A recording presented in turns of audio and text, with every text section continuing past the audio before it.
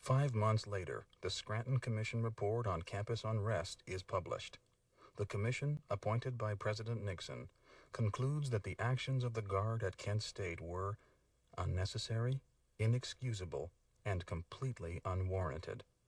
Although 8 guardsmen were eventually indicted, no one was ever convicted.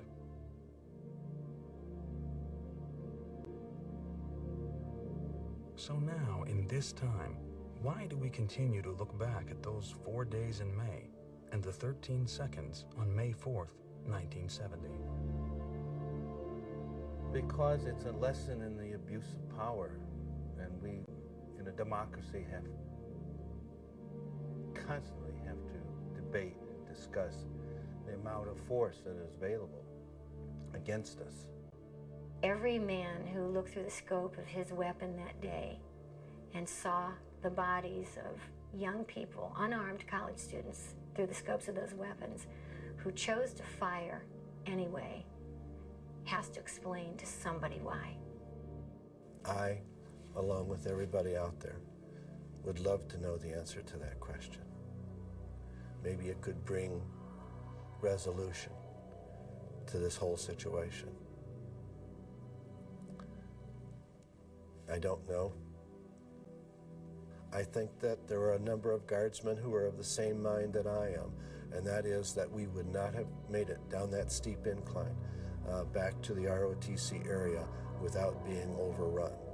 Something needed to happen at the top of that hill to create a situation where we could retreat safely. But I do not for a skinny minute condone the fact that triggers were being pulled. I think they were poorly led. I think their officers either lost control of the situation or they gave an order to fire. In either case, a tragedy resulted because of bad leadership of the National Guard. There was a general, there were lieutenant colonels, there were majors, captains, lieutenants.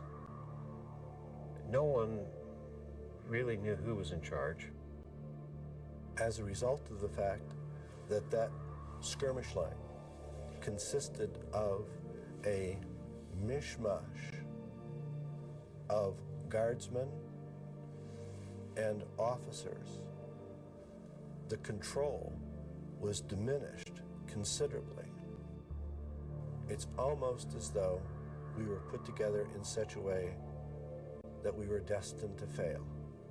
And Lord knows how we failed.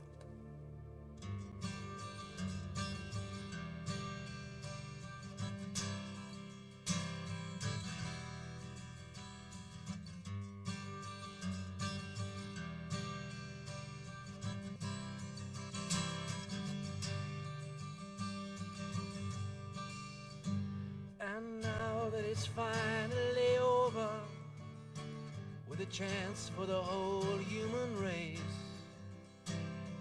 fighting breaks out across the table as they're busily saving their face. Yes, they all start talking as the men start moving, and they all start fighting. And what have you got in the end? Nothing's the answer, my